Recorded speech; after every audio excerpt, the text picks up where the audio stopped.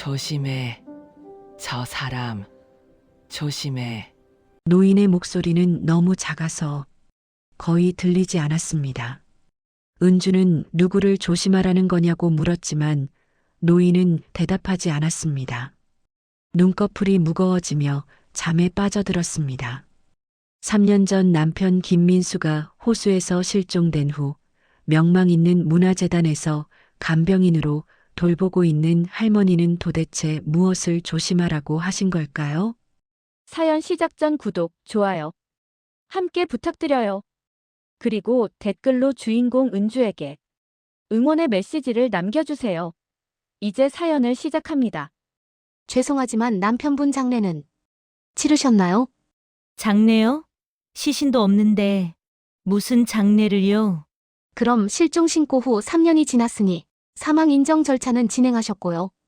전화기 너머로 들려오는 여자의 목소리는 지나치게 침착했습니다. 은주는 휴대폰을 꽉 쥐었습니다. 손끝이 하얗게 질렸습니다.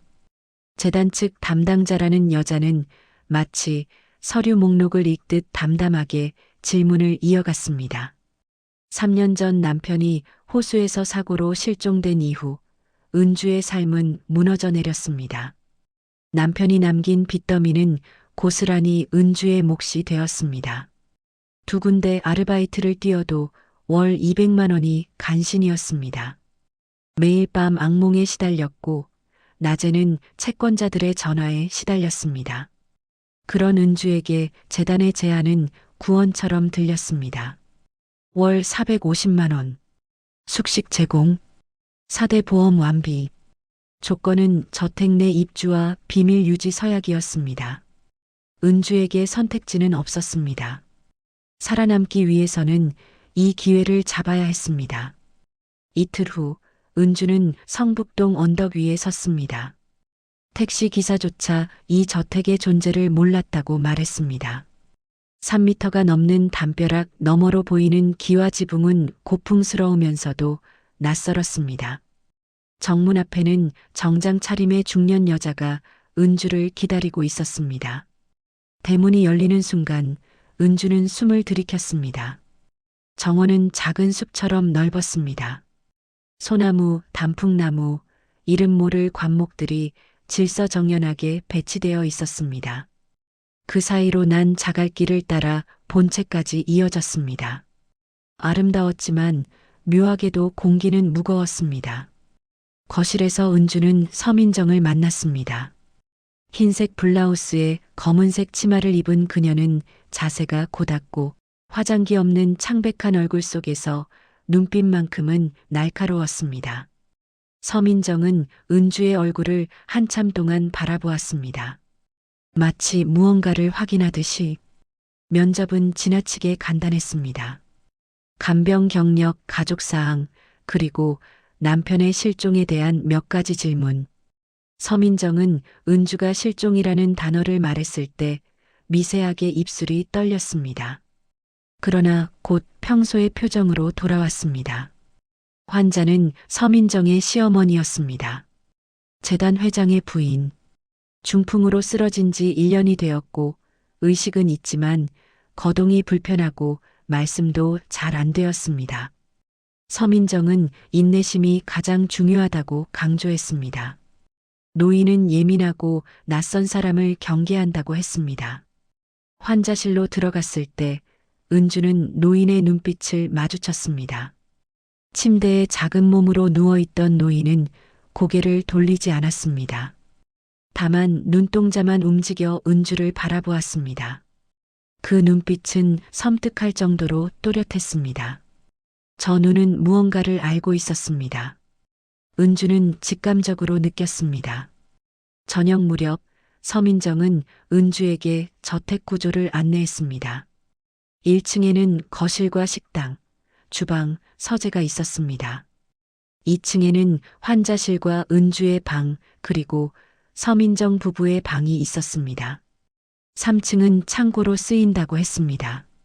서민정은 남편이 출장 중이라 다음 주에 돌아온다고 말했습니다. 그러나 그 순간 복도 끝에서 낮은 기침 소리가 들렸습니다. 은주는 고개를 돌렸지만 아무도 없었습니다. 서민정은 바람소리라고 했지만 은주는 확신할 수 없었습니다. 분명 사람의 기침 소리였습니다. 밤이 되었습니다. 은주는 배정받은 방에 누워 있었지만 잠은 오지 않았습니다. 귀를 기울이니 저택 곳곳에서 작은 소리들이 들렸습니다. 나무가 삐걱거리는 소리, 바람이 스치는 소리, 그리고 발소리. 복도에서 누군가 걷고 있었습니다. 천천히 조심스럽게 은주는 침대에서 일어나 문 쪽으로 다가갔습니다. 문틈으로 복도를 내다보니 어둠 속에서 한 남자의 실루엣이 보였습니다. 그는 멈춰 섰습니다. 그리고 천천히 고개를 돌렸습니다. 은주의 심장이 멎었습니다. 그 옆모습, 그 걸음걸이, 그 자세, 3년 전 호수에서 사라진 남편과 똑같았습니다. 남자는 다시 걸음을 옮겨 복도 끝으로 사라졌습니다. 은주는 문을 닫고 침대로 돌아왔습니다. 그러나 잠들 수 없었습니다. 새벽이 올 때까지 그녀는 어둠 속에서 눈을 뜬 채로 천장을 바라보았습니다. 무언가 잘못되었습니다. 이 집에는 비밀이 있었습니다. 그리고 그 비밀은 은주와 연결되어 있었습니다. 다음 날 아침 은주는 일찍 눈을 떴습니다. 어젯밤 복도에서 목격한 남자의 실루엣이 꿈이 아니라는 것을 확인하고 싶었습니다. 세면을 마치고 복도로 나오니 이미 서민정이 1층에서 움직이는 기척이 들렸습니다. 주방에서는 커피 끓는 냄새가 났습니다. 서민정은 은주에게 커피를 건네며 말했습니다. 어젯밤 남편이 출장에서 일찍 돌아왔다고, 복도에서 들린 발소리는 그였다고. 은주는 숨을 참았습니다. 그렇다면 어젯밤 본 남자가 서민정의 남편이라는 뜻이었습니다. 서민정은 은주에게 오늘의 일정을 설명했습니다. 오전에는 환자의 식사 보조, 오후에는 물리치료와 투약 관리, 저녁에는 취침 준비. 생각보다 할 일이 많았습니다. 두 사람은 아침 식사를 간단히 마친 뒤 2층으로 올라갔습니다. 노인에게 아침 식사를 돕는 일은 생각보다 오래 걸렸습니다. 삼키는 힘이 약해서 한 숟가락을 먹는데도 시간이 필요했습니다. 은주는 조급해하지 않았습니다. 아버지를 돌보던 때가 떠올랐습니다. 그때도 이랬습니다. 천천히 참을성 있게.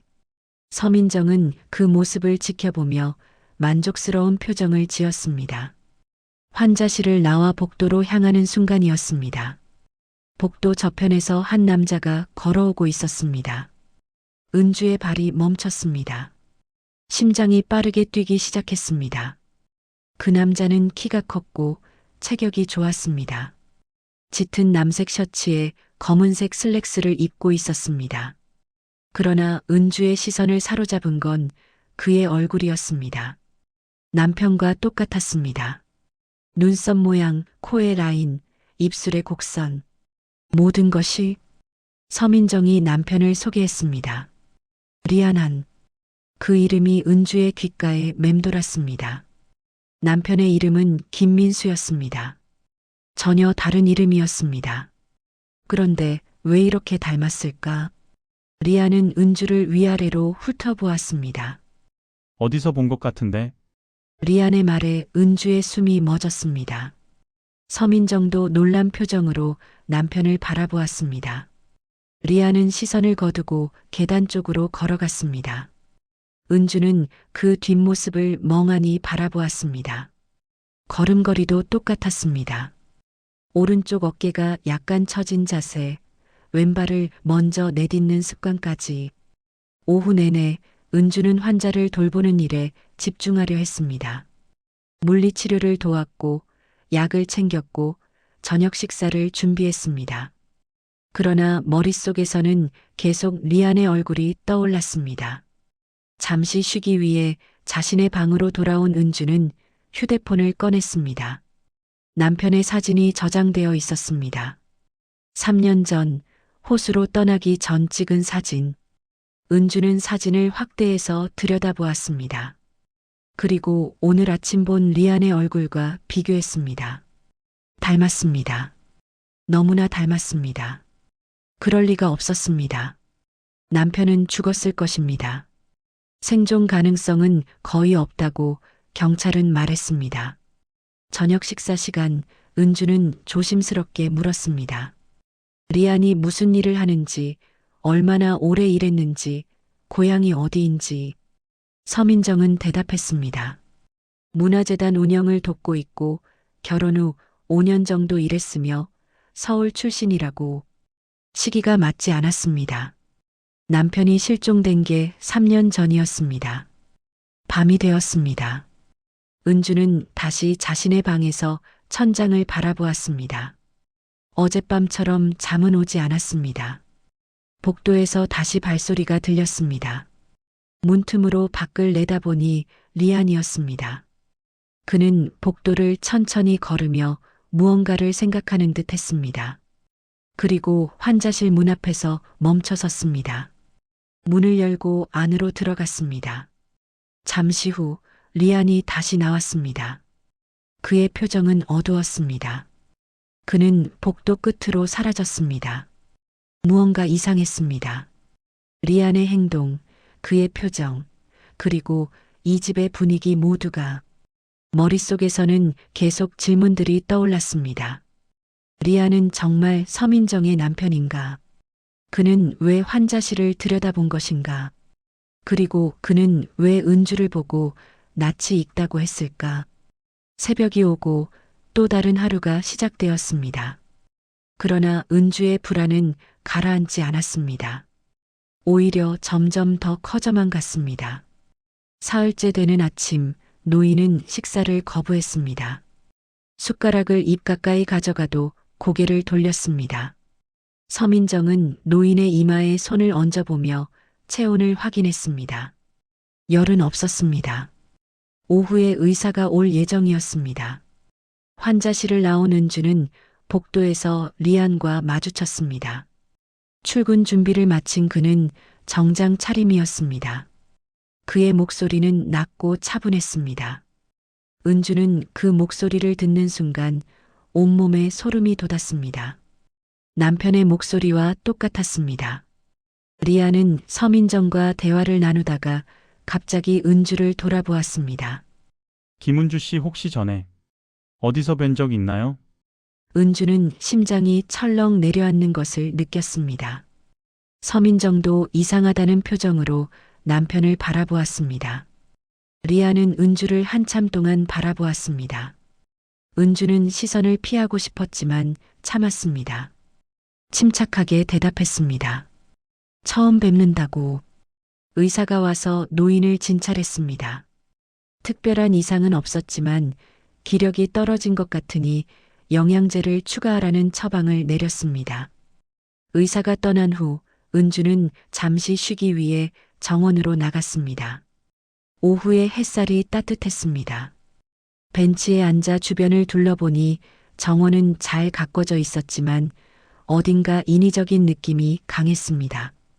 뒤에서 목소리가 들렸습니다. 리안이었습니다. 언제 돌아온 것인지 정장 재킷을 벗고 셔츠 차림으로 서 있었습니다. 리안은 은주 옆 벤치에 앉았습니다. 두 사람 사이에 침묵이 흘렀습니다. 리안은 먼저 말을 꺼냈습니다. 아까 이상한 질문을 했다고. 자신도 왜 그런 느낌이 드는지 모르겠다고. 은주는 단호하게 대답했습니다. 처음 뵙는 게 맞다고. 리안은 자신도 가족이 없다고 말했습니다. 부모님은 어렸을 때 사고로 돌아가셨고 형제도 없다고. 그래서 이 집 식구들이 전부라고. 리안은 은주에게 물었습니다. 결혼했냐고. 은주의 손이 무릎 위에서 움찔했습니다. 했었습니다. 3년 전에 남편이 사고로 실종됐습니다.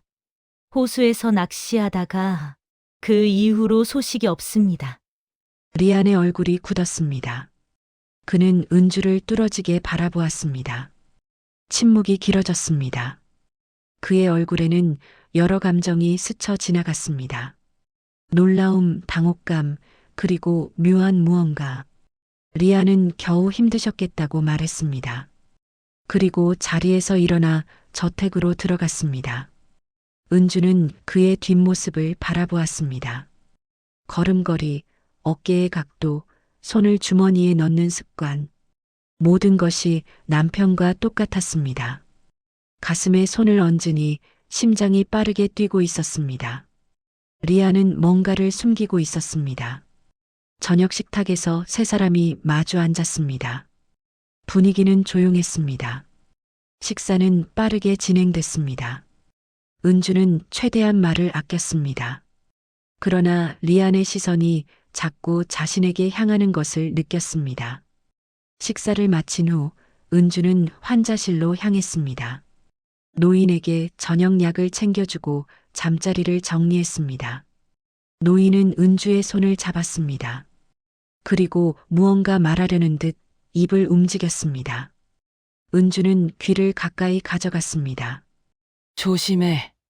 저 사람. 조심해. 노인의 목소리는 너무 작아서 거의 들리지 않았습니다. 은주는 누구를 조심하라는 거냐고 물었지만 노인은 대답하지 않았습니다. 눈꺼풀이 무거워지며 잠에 빠져들었습니다. 은주는 환자실을 나와 자신의 방으로 돌아왔습니다.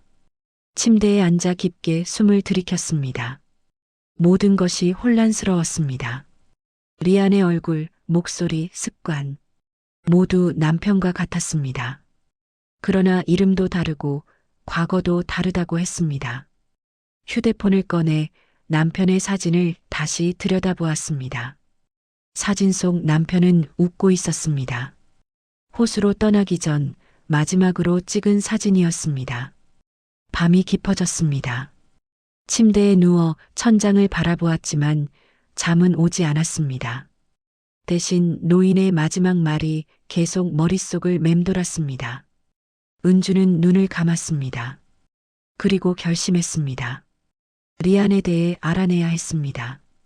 그가 누구인지, 왜 이곳에 있는지, 그리고 그가 정말 남편과 관련이 있는지, 이 집의 비밀을 밝혀낼 때까지 은주는 물러서지 않을 것입니다. 일주일이 지났습니다. 은주는 저택의 일과에 익숙해졌습니다. 매일 아침 환자를 돌보고 오후에는 정원을 산책하고 저녁에는 서민정과 함께 저녁 식사를 준비했습니다. 그러나 리안과 마주칠 때마다 가슴 한구석이 무거워졌습니다. 그는 여전히 은주를 의심하는 눈빛으로 바라보았습니다. 어느 날 저녁 은주는 서재에서 책을 정리하고 있었습니다. 서민정이 부탁한 일이었습니다. 먼지 쌓인 책들을 닦아내며 은주는 책장 사이에 끼워진 작은 사진 한 장을 발견했습니다. 사진 속에는 젊은 남자가 바다를 배경으로 서 있었습니다. 카메라를 향해 웃고 있었습니다. 은주는 사진을 들여다보다가 숨이 멎었습니다. 남편처럼 보이는 남자였습니다. 그러나 옷차림이 달랐고 머리 스타일도 약간 달랐습니다. 사진 뒷면에는 손글씨로 날짜가 적혀 있었습니다. 2018년 7월 부산. 그 시기에 남편은 부산에 간 적이 없었습니다. 그렇다면 이 사진 속 남자는 누구인가? 뒤에서 목소리가 들렸습니다. 리안이 서재 문 앞에 서 있었습니다. 은주는 깜짝 놀라 사진을 떨어뜨렸습니다. 리안이 먼저 다가와 사진을 집어들었습니다.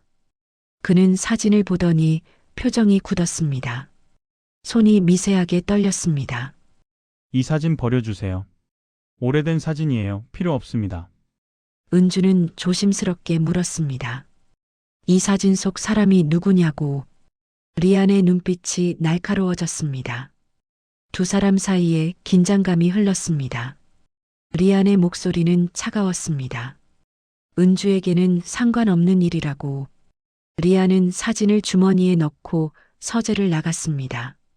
문이 닫히는 소리가 크게 울렸습니다. 그날 밤 은주는 잠들지 못하고 침대에 누워 있었습니다. 창밖으로는 달빛이 희미하게 들어왔습니다. 복도에서 발소리가 들렸습니다. 은주는 조용히 일어나 문으로 다가갔습니다. 문틈으로 밖을 내다보니 리안이 복도를 걷고 있었습니다. 그는 3층으로 올라가는 계단 쪽으로 향했습니다.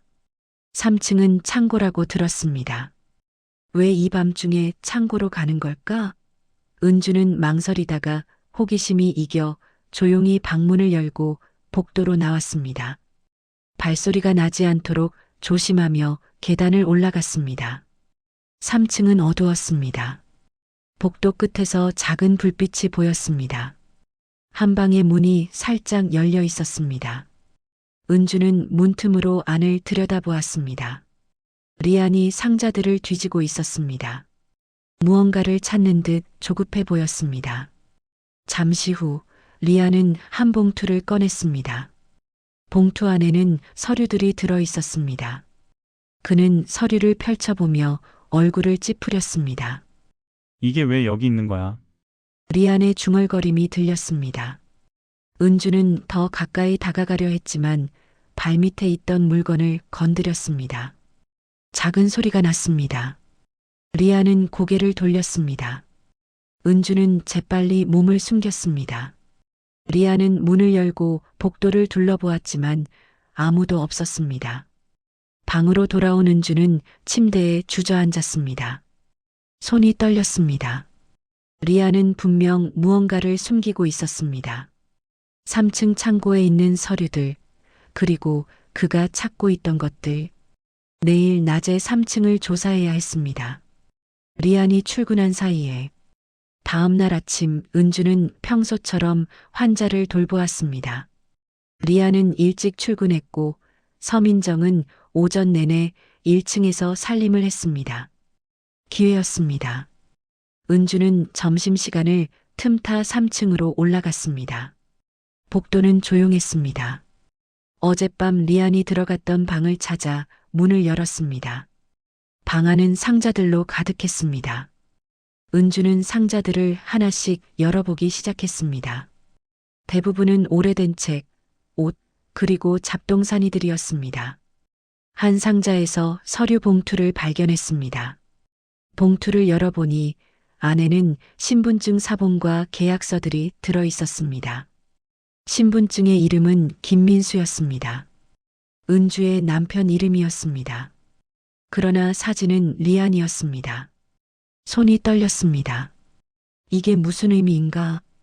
더 깊이 서류를 살펴보니 계약서들이 나왔습니다. 부동산 계약서, 대출 계약서, 그리고 보험 계약서. 은주는 보험 계약서를 펼쳤습니다.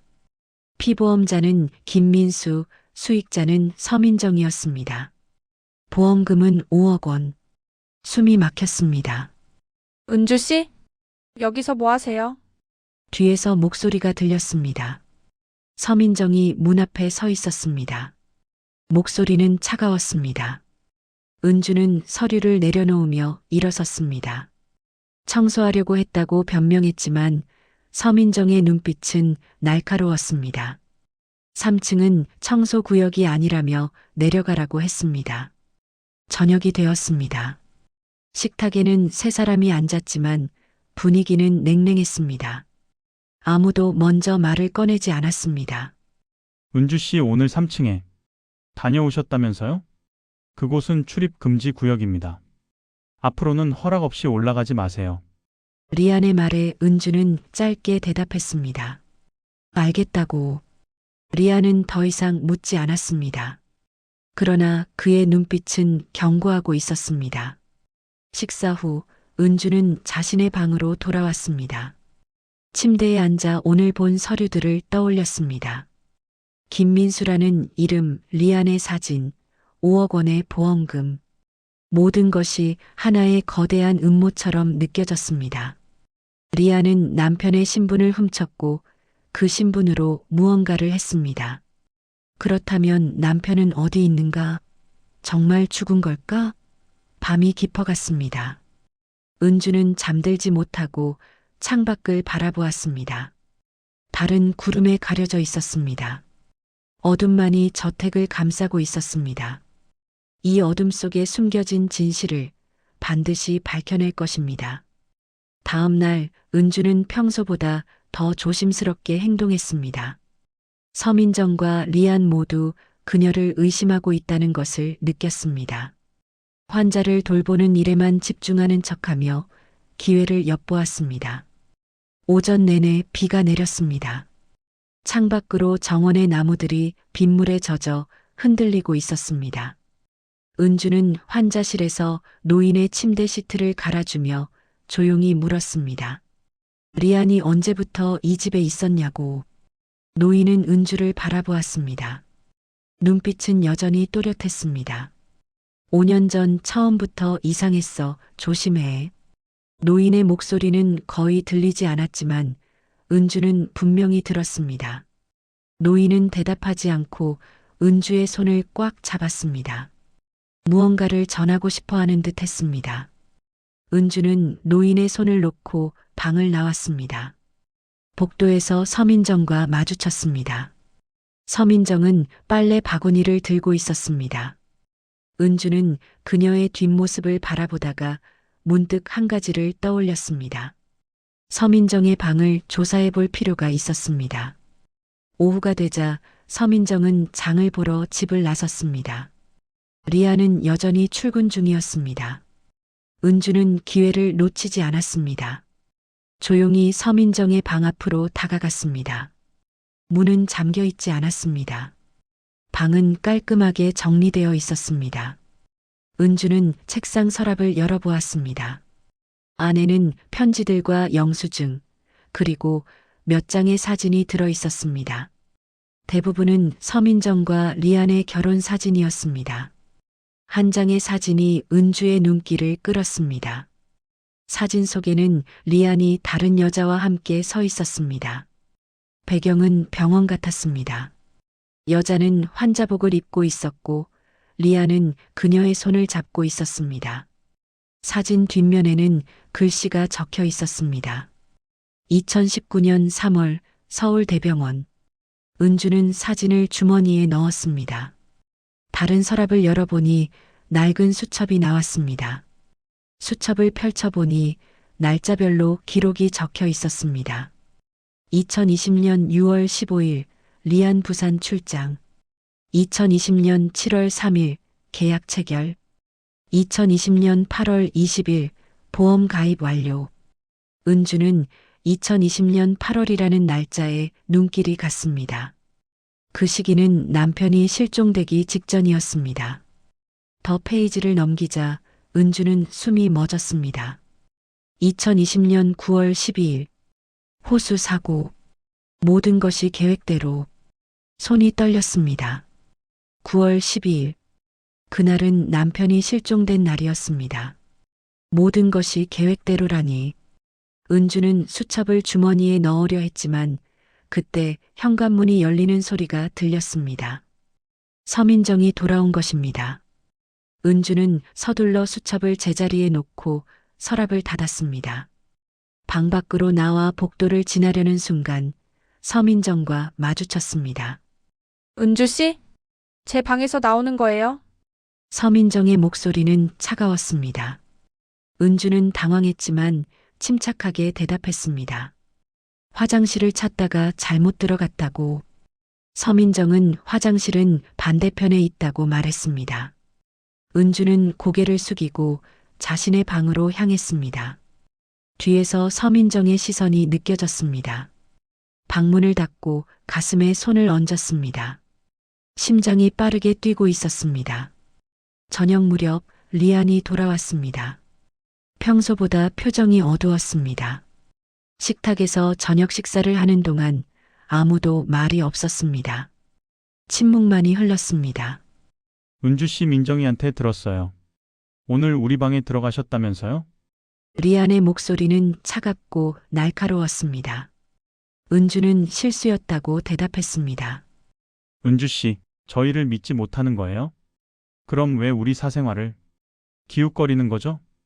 은주는 대답하지 않았습니다. 리안은 한숨을 쉬며 자리에서 일어섰습니다. 내일 아침까지 생각해 보세요. 이곳에서 계속 일할 건지 아니면 떠날 건지. 리아는 그 말을 남기고 2층으로 올라갔습니다. 서민정도 따라 올라갔습니다. 은주는 홀로 식탁에 남았습니다. 가슴이 답답했습니다. 그러나 포기할 수 없었습니다. 진실이 가까이 있었습니다. 밤이 되었습니다. 은주는 침대에 누워 오늘 본 것들을 정리했습니다. 수첩에 적힌 날짜들, 사진 속 여자, 그리고 모든 것이 계획대로라는 문구. 모든 것이 연결되어 있었습니다. 리안, 서민정, 그리고 남편의 실종. 이것은 단순한 우연이 아니었습니다. 계획된 음모였습니다. 휴대폰을 꺼내 사진을 찍어둔 서류들을 다시 확인했습니다. 보험 계약서, 신분증 사본, 그리고 계약서들. 모든 증거가 있었습니다.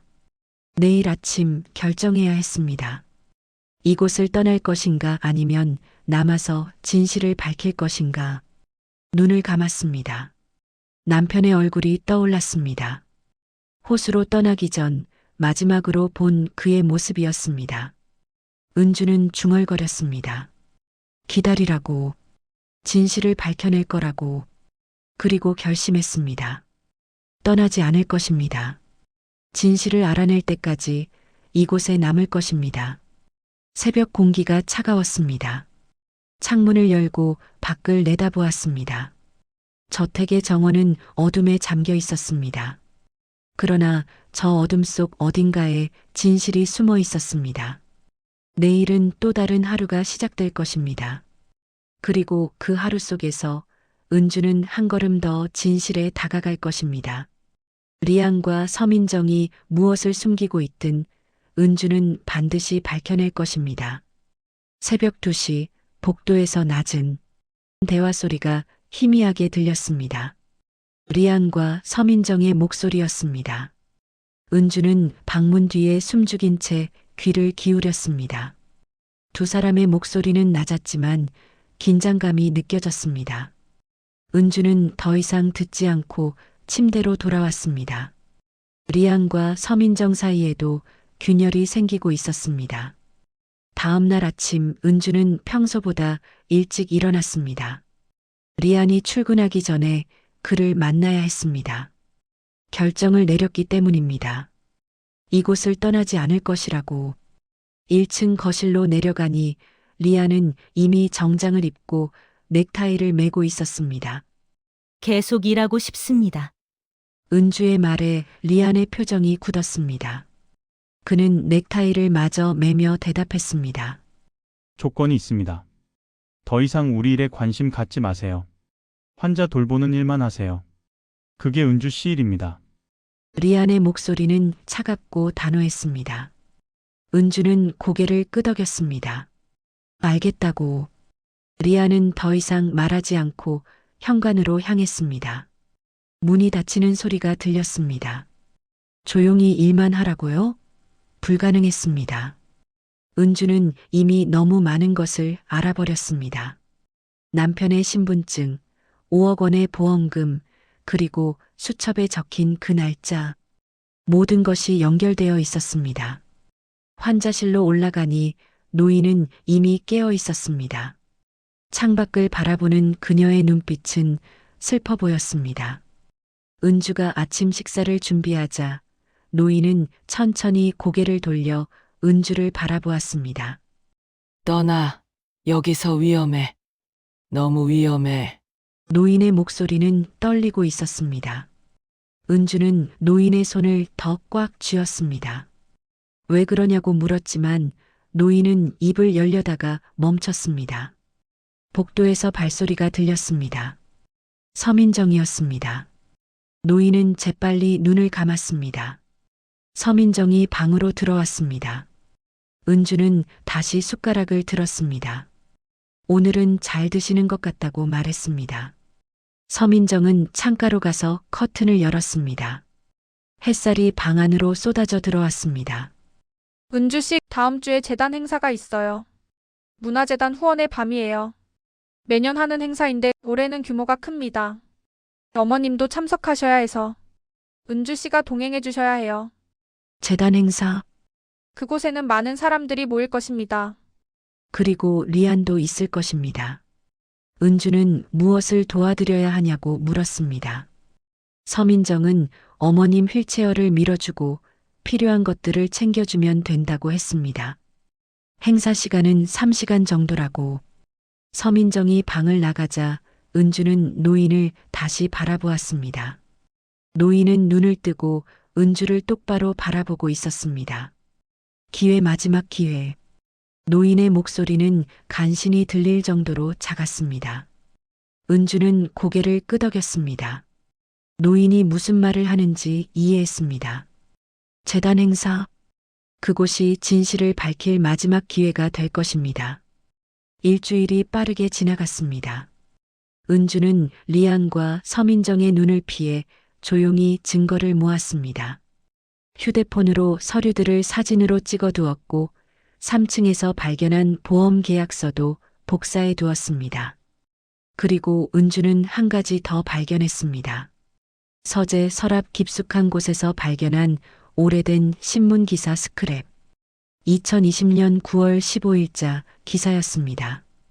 평택 호수에서 30대 남성 실종, 시신 발견 안 돼. 기사에는 남편의 이름이 적혀 있었습니다. 김민수. 그리고 사진도 있었습니다. 그런데 그 사진 속 남자는 은주가 알던 남편의 얼굴이 아니었습니다. 리안이었습니다. 은주는 그 순간 모든 것을 이해했습니다. 리안은 남편의 신분을 완전히 훔쳤습니다. 심지어 실종 사고까지 조작했습니다. 그렇다면 진짜 은주의 남편은 어디 있는 걸까? 깊은 숨을 들이켰습니다. 분노가 치밀어 올랐습니다. 그러나 침착해야 했습니다. 재단 행사까지 기다려야 했습니다. 행사 전날 밤 은주는 잠들지 못하고 침대에 누워 있었습니다. 내일이면 모든 것이 끝날 것입니다. 진실이 밝혀질 것입니다. 문득 복도에서 소리가 들렸습니다. 은주는 조용히 일어나 문으로 다가갔습니다. 리안과 서민정이 말다툼을 하고 있었습니다. 서민정의 목소리가 떨렸습니다. 은주 씨가 뭔가 눈치챈 것 같다고.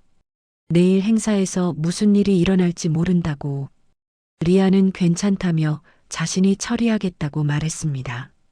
서민정은 다시 물었습니다. 처리? 어떻게? 또 누군가를 사라지게 할 거냐고. 침묵이 흘렀습니다. 리안은 대답하지 않았습니다. 서민정이 다시 말했습니다. 3년 전에 뭘 했는지 자신도 안다고. 그 사람 진짜 김민수 말이라고. 은주는 숨을 멈췄습니다. 서민정도 알고 있었습니다. 그녀도 공범이었습니다. 그 얘기는 다시 꺼내지 마. 민정아, 우리 둘 다 여기 연루돼 있어. 같이 침몰하는 거야. 그거 알지? 리안의 목소리는 차갑고 위협적이었습니다. 서민정은 더 이상 말하지 않았습니다. 두 사람의 발소리가 멀어졌습니다. 은주는 방으로 돌아와 침대에 주저앉았습니다. 온몸이 떨렸습니다. 진짜 김민수? 그 말은 리안이 가짜라는 뜻이었습니다. 그렇다면 진짜 남편은 정말 죽은 걸까? 눈을 감았습니다. 내일이면 모든 것이 밝혀질 것입니다. 진실이 무엇이든 은주는 끝까지 갈 것입니다. 새벽이 왔습니다. 은주는 거울 앞에 섰습니다. 검은색 원피스를 입고 머리를 단정하게 묶었습니다. 오늘은 전쟁터에 나가는 날이었습니다. 가방 속에는 모든 증거가 들어 있었습니다. 사진, 서류 사본, 그리고 신문 기사. 은주는 가방을 꽉 쥐었습니다. 준비되었습니다. 방문을 열고 긴 복도를 걸어 계단을 내려갔습니다. 거실에는 이미 서민정이 기다리고 있었습니다. 두 사람은 환자실로 올라갔습니다. 노인은 이미 깨어 있었습니다. 그녀는 은주를 보자 작게 고개를 끄덕였습니다. 마치 응원하는 것 같았습니다. 은주는 노인을 휠체어에 태우고 엘리베이터로 향했습니다. 현관에는 고급 세단이 대기하고 있었습니다. 운전기사가 문을 열어주었습니다. 차는 서울 시내를 가로질러 달렸습니다. 목적지는 강남의 한 호텔이었습니다. 은주는 창밖을 바라보며 마음을 가다듬었습니다. 이제 시작입니다. 진실을 밝힐 시간이 왔습니다. 호텔 대연회장은 화려했습니다.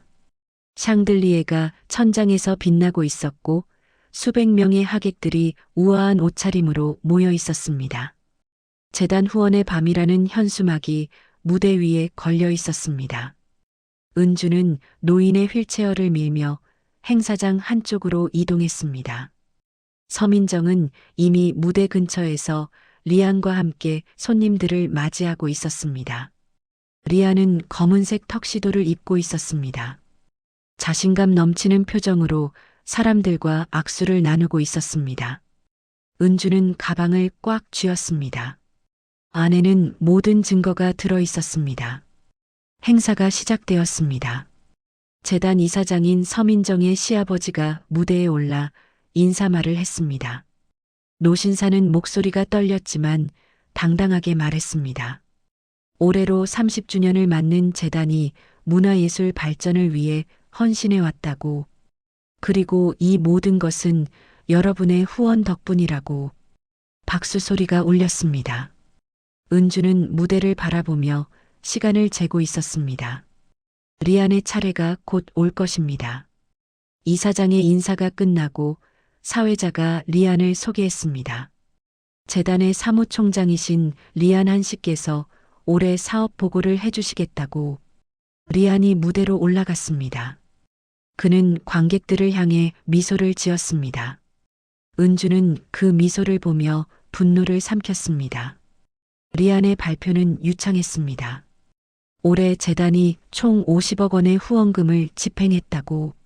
30억은 미술 전시 지원에, 15억은 공연예술 육성에, 5억은 장학 사업에 사용되었다고.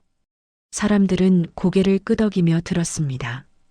은주는 노인의 휠체어를 밀며 천천히 무대 쪽으로 다가갔습니다.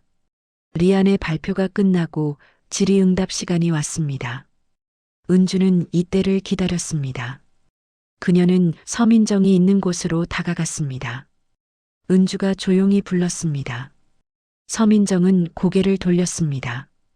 왜냐고, 어머님 괜찮으냐고 물었습니다. 은주는 가방에서 봉투를 꺼냈습니다. 두툼한 봉투였습니다. 잠깐 드릴 말씀이 있다고 했습니다. 서민정은 의아한 표정으로 봉투를 받았습니다. 서민정은 봉투를 열었습니다. 안에는 서류들이 들어 있었습니다. 보험 계약서, 신분증 사본, 신문기사, 그리고 수첩 사진. 서민정의 얼굴이 하얗게 질렸습니다. 그녀는 서류들을 펼쳐보며 손이 떨리기 시작했습니다. 은주는 침착하게 말했습니다. 모두 이 집에서 찾은 것이라고. 3층 창고와 부인의 방에서 찾았다고. 서민정은 은주를 노려보았습니다. 분노와 공포가 뒤섞인 표정이었습니다. 부인, 리안 씨는 가짜입니다. 진짜 김민수는 3년 전에 죽었어요. 은주의 말에 서민정은 뒤로 물러섰습니다. 주변 사람들이 두 사람을 쳐다보기 시작했습니다. 서민정의 목소리가 커졌습니다. 무슨 소리냐고, 지금 뭐 하는 거냐고. 은주는 계속 말했습니다. 진실을 밝히는 거라고. 리안이 제 남편의 신분을 훔쳤다고. 그리고 5억 원의 보험금을 노렸다고. 부인이 수익자로 되어 있는 그 보험 말이라고. 주변이 술렁이기 시작했습니다. 사람들이 모여들었습니다. 무대 위에 리안도 상황을 눈치챘습니다. 그의 얼굴에서 미소가 사라졌습니다. 서민정은 봉투를 떨어뜨렸습니다. 서류들이 바닥에 흩어졌습니다. 사람들이 그것을 집어들고 읽기 시작했습니다. 이게 뭐냐고, 보험 계약서 잖냐고, 피보험자가 김민수라고 적혀 있는데 사진은 리안이라고. 웅성거림이 커졌습니다. 리안은 무대에서 내려와 서민정에게로 달려왔습니다. 그는 바닥의 서류들을 보자 얼굴이 굳었습니다. 재단 이사장이 다가왔습니다. 노신사는 서류를 집어들고 읽어보더니 아들을 바라보았습니다. 리안에게 이게 무슨 뜻이냐고 물었습니다. 리안은 오해라고 말했습니다. 이사장은 목소리가 떨렸습니다. 오해? 내 사진이 다른 사람 신분증에 붙어 있는데? 주변 사람들이 더 가까이 모여들었습니다. 기자들도 카메라를 들고 다가왔습니다. 은주는 노인의 휠체어 옆에 서서 모든 것을 지켜보았습니다. 노인은 은주의 손을 잡았습니다. 그 손길은 따뜻했습니다. 리아는 서류들을 주우려 했지만 이미 늦었습니다. 사람들 손에 퍼진 증거들은 빠르게 확산되고 있었습니다. 재단의 법률 고문이 나섰습니다. 그는 서류들을 검토하더니 심각한 표정으로 말했습니다. 이건 명백한 신분 도용이라고, 그리고 보험 사기 혐의도 있다고, 즉시 조사가 필요하다고. 리안이 반박하려 했지만 이사장이 손을 들어 막았습니다. 설명해 보라고. 이게 다 무슨 일이냐고. 리안은 입을 열었다가 다시 닫았습니다. 말문이 막혔습니다. 서민정은 남편의 팔을 잡았습니다. 뭐라도 말을 해보라고. 그러나 리안은 아무 말도 하지 못했습니다. 그의 눈은 공포로 가득했습니다. 행사장은 완전히 술렁였습니다. 사람들은 수군거렸고 기자들은 플래시를 터뜨렸습니다. 화려했던 재단의 밤은 순식간에 아수라장이 되었습니다. 은주는 그 광경을 조용히 지켜보았습니다. 가슴이 뛰었지만 표정은 침착했습니다. 드디어 진실이 밝혀지기 시작했습니다. 이사장은 법률 고문과 긴급 회의를 했습니다. 잠시 후 그는 무대로 올라가 마이크를 잡았습니다. 오늘 행사는 여기서 마치겠다고. 재단 내부에 중대한 문제가 발생했다고. 조사가 완료되는 대로 공식 발표를 하겠다고.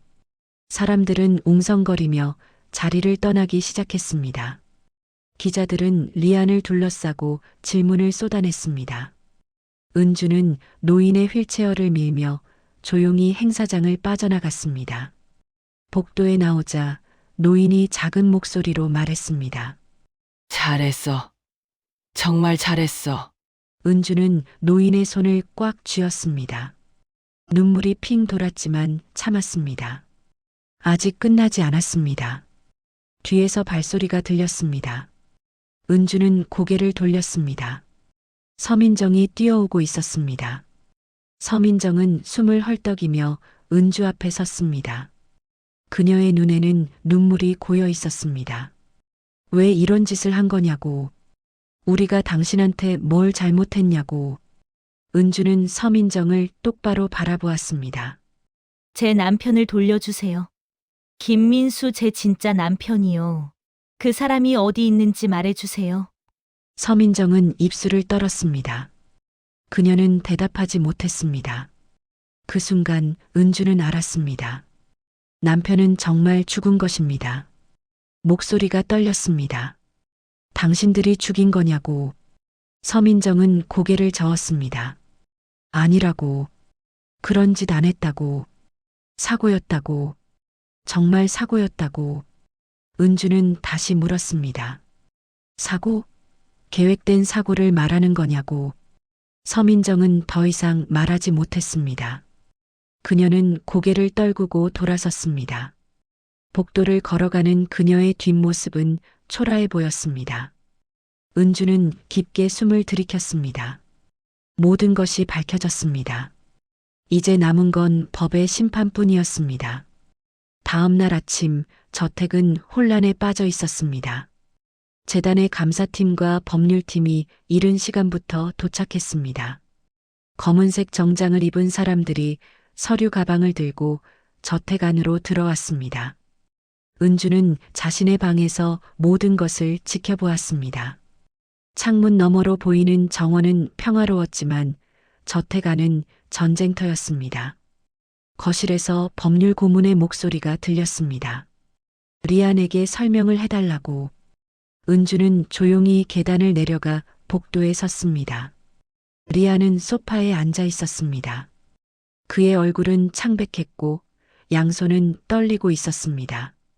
서민정은 그 옆에 서서 남편의 어깨에 손을 얹고 있었습니다. 법률 고문은 서류들을 펼쳐놓으며 계속 물었습니다. 이 신분증은 명백히 위조된 것이라고, 김민수라는 사람의 신분으로 보험에 가입했다고, 피보험자는 김민수, 수익자는 서민정, 그리고 김민수는 3년 전 호수에서 실종됐다고, 우연이라고 보기 힘들다고. 리아는 고개를 들지 못했습니다. 재단 이사장이 아들 앞에 섰습니다. 리안을 보고 진실을 말하라고. 리아는 천천히 고개를 들었습니다. 그의 눈에는 눈물이 고여 있었습니다. 아버지 죄송합니다. 저는 원래 이름이 리안한이 아니었습니다. 방 안이 조용해졌습니다. 모두가 리안을 바라보았습니다. 리안은 입술을 떨며 말하기 시작했습니다. 제 원래 이름은 한민재였다고. 5년 전 빚에 쪼들리고 있었다고. 그때 김민수라는 사람을 만났다고. 은주는 숨을 멈췄습니다. 남편의 이름이었습니다. 리아는 계속 말했습니다. 그 사람은 저와 닮았다고. 얼굴, 체격, 목소리까지 마치 쌍둥이 같았다고. 그 사람은 제안을 했다고. 신분을 바꾸자고. 이사장이 되물었습니다.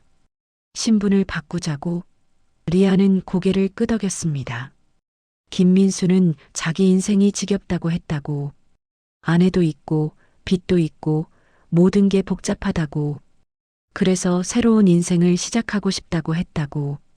그리고 자신은 빚에서 벗어나고 싶었다고. 그래서 신분을 바꿨다고. 서류를 위조했다고. 자신은 리안한이 되었고 그 사람은 한민재가 되었다고. 그리고 각자의 길을 갔다고. 은주는 벽에 기대어야 했습니다. 다리에 힘이 풀렸습니다. 남편이 자발적으로 신분을 바꿨다는 말이었습니다. 법률 고문이 물었습니다. 그런데 왜 김민수가 실종된 거냐고. 리아는 얼굴을 손으로 가렸습니다. 그건 사고였다고. 1년 후 그 사람이 저를 찾아왔습니다. 돈이 필요하다고 했습니다. 협박했습니다. 신분 교환 사실을 폭로하겠다고. 저는 이미 서민정 씨를 만나 결혼 준비 중이었습니다. 모든 게 망가질 상황이었습니다. 서민정이 남편의 어깨를 잡았습니다. 그래서 당신이 뭘 한 거냐고. 리아는 대답하지 않았습니다. 침묵이 흘렀습니다. 리아는 계속 말했습니다. 보험을 들었다고. 김민수 이름으로. 그리고 호수로 그 사람을 불렀다고. 은주는 가슴이 터질 것 같았습니다. 당신이 죽인 거냐고 물었습니다. 리아는 고개를 저었습니다. 아니라고. 죽이려던 건 아니었다고. 그냥 협박하려고 했다고. 실랑이가 벌어졌고 그 사람이 호수에 빠졌다고. 구하려고 했지만 너무 깊었다고. 어둠 속에서 그 사람을 찾을 수 없었다고. 리아는 울기 시작했습니다. 서민정도 눈물을 흘렸습니다. 법률 고문이 차갑게 말했습니다. 그래서 시신을 못 찾은 거라고. 당신은 실종 신고를 하고 보험금을 타려고 했던 거라고. 그리고 아무 일도 없었던 것처럼 살아온 거라고. 리아는 대답하지 않았습니다. 이사장은 아들을 바라보다가 고개를 돌렸습니다. 법률팀에게 경찰에 연락하라고 했습니다. 이 사건은 수사가 필요하다고. 리안이 일어서려 했지만 서민정이 그를 붙잡았습니다. 가만히 있으라고. 이제 끝났다고. 서민정의 목소리는 체념에 차 있었습니다. 리아는 다시 소파에 주저앉았습니다. 은주는 그 광경을 지켜보며 눈물을 흘렸습니다. 남편은 정말 죽은 것이었습니다. 그것도 자신이 선택한 신분 교환 때문에. 이사장이 은주에게 다가왔습니다. 이 모든 것을 밝혀주셔서 감사하다고. 재단 이름으로 사과한다고. 은주는 고개를 숙였습니다.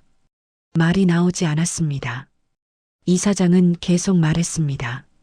남편분의 유가족으로서 보험금은 당연히 은주 씨가 받아야 한다고, 그리고 재단 측에서도 별도로 보상을 해주겠다고.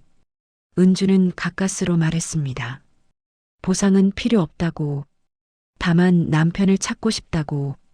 시신이라도 찾아서 제대로 장례를 치르고 싶다고. 이사장은 고개를 끄덕였습니다. 경찰 수사가 진행되면 수색 작업도 이루어질 거라고. 최대한 협조하겠다고. 잠시 후 경찰이 도착했습니다. 리아는 조사를 받기 위해 경찰서로 향했습니다. 서민정도 참고인으로 동행했습니다. 저택은 텅 비었습니다. 은주는 환자실로 올라갔습니다. 노인은 침대에 누워 은주를 기다리고 있었습니다. 은주는 노인의 손을 잡았습니다. 모든 게 끝났다고. 노인은 작게 웃었습니다. 잘했다고. 넌 정말 용감하다고. 은주는 할머님이 계셔서 가능했다고 말했습니다. 두 사람은 한동안 아무 말 없이 손을 잡고 있었습니다. 창밖으로 햇살이 들어왔습니다. 긴 악몽이 끝나고 있었습니다. 일주일이 지났습니다. 경찰 수사는 빠르게 진행되었습니다. 호수에서 수색 작업이 이루어졌고 마침내 유골이 발견되었습니다. DNA 검사 결과 그것은 김민수의 것으로 확인되었습니다. 은주는 작은 장례식을 치렀습니다. 참석자는 많지 않았습니다. 은주, 노인, 그리고 재단 이사장, 리안과 서민정은 구속되어 올 수 없었습니다. 은주는 남편의 유골함 앞에서 중얼거렸습니다. 이제야 편히 쉴 수 있겠다고. 눈물은 나오지 않았습니다. 이미 다 흘려버렸기 때문입니다. 장례식이 끝나고 은주는 저택으로 돌아왔습니다. 짐을 싸야 했습니다. 이제 이곳을 떠날 시간이었습니다. 방안을 정리하며 은주는 지난 한 달을 떠올렸습니다. 이 집에 처음 왔을 때의 불안감, 리안을 처음 봤을 때의 충격, 그리고 진실을 밝히기까지의 여정. 모든 것이 꿈 같았습니다. 그러나 이제 현실로 돌아가야 했습니다. 문을 두드리는 소리가 들렸습니다. 서민정이 서 있었습니다. 그녀는 많이 야윈 모습이었습니다. 들어와도 되냐고 물었습니다. 은주는 잠시 망설이다가 고개를 끄덕였습니다. 서민정은 방 안으로 들어와 침대 끝에 앉았습니다. 보석으로 나왔다고 했습니다. 수사에 협조하기로 했다고. 은주는 그러셨군요 하고 짧게 대답했습니다. 침묵이 흘렀습니다. 서민정은 손을 꽉 쥐고 있었습니다. 은주 씨 사과하고 싶어요. 제가 정말 죄송합니다. 서민정의 목소리는 떨렸습니다. 은주는 대답했습니다. 부인이 직접 손을 쓴 건 아니지 않냐고. 하지만 저도 알고 있었어요. 리안이 뭘 했는지. 그리고 보험금도 저도 탐냈습니다. 공범이나 다름없어요. 서민정은 고개를 숙였습니다. 어깨가 떨렸습니다. 처음엔 몰랐다고. 리안이 신분을 바꾼 사실도. 그런데 결혼하고 1년쯤 지났을 때 알게 됐다고. 서류를 정리하다가 우연히. 은주는 물었습니다. 그때 왜 말하지 않았냐고. 서민정은 대답했습니다. 사랑했으니까. 리안을. 그 사람이 과거에 뭘 했든 저는 그 사람과 함께하고 싶었다고. 그래서 묵인했다고. 그런데 김민수 씨가 찾아왔을 때 리아는 겁에 질렸다고. 모든 게 무너질까봐. 그래서 그런 짓을 저지른 거라고. 은주가 말했습니다. 알고도 막지 않으셨군요. 서민정은 고개를 끄덕였습니다. 네, 저도 죄인이라고. 은주 씨 남편분의 죽음에 저도 책임이 있다고. 은주는 창밖을 바라보았습니다. 정원의 나무들이 바람에 흔들리고 있었습니다. 서민정은 말했습니다. 용서해달라는 말은 하지 않겠다고. 자격이 없으니까. 그냥 정말 죄송하다는 말만 하고 싶었다고. 서민정은 자리에서 일어났습니다. 문 쪽으로 걸어가다가 멈췄습니다. 은주 씨 남아주실 수 없을까요? 어머님이 은주 씨를 많이 좋아하세요. 은주 씨가 떠나시면 어머님이 슬퍼하실 거예요. 그리고 저도 은주 씨가 필요해요. 은주는 고개를 저었습니다. 죄송합니다. 저는 떠나야 합니다. 저도 이제 제 삶을 살고 싶습니다. 은주의 목소리는 단호했습니다. 서민정은 고개를 끄덕였습니다. 그렇군요. 이해한다고. 서민정은 가방에서 봉투를 꺼냈습니다. 이건 은주 씨 급여라고.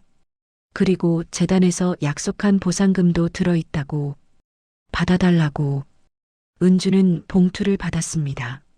무거웠습니다. 감사하다고 말했습니다.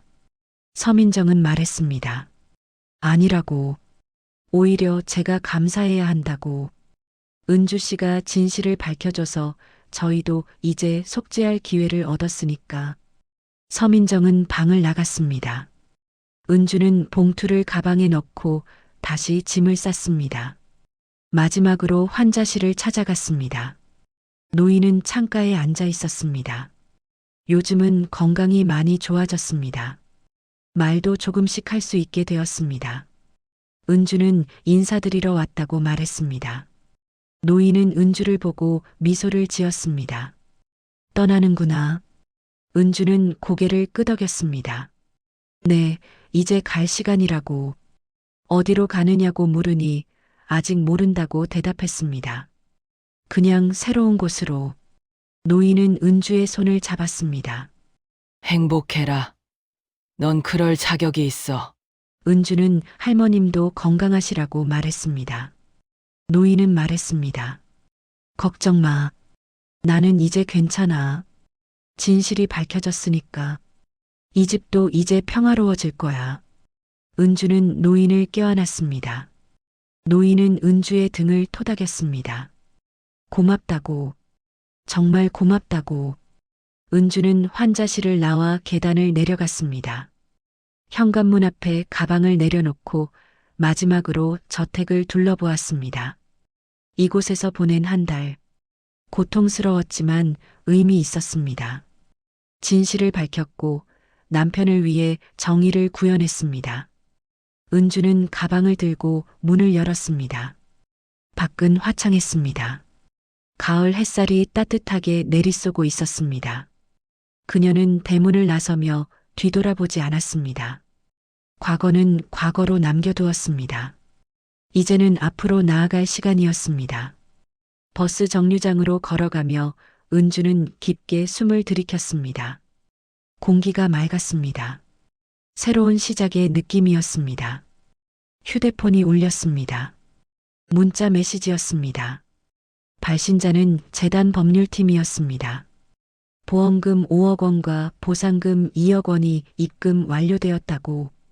그리고 김민수 씨의 모든 빚이 정리되었다고. 은주는 휴대폰을 내려다보았습니다. 7억 원.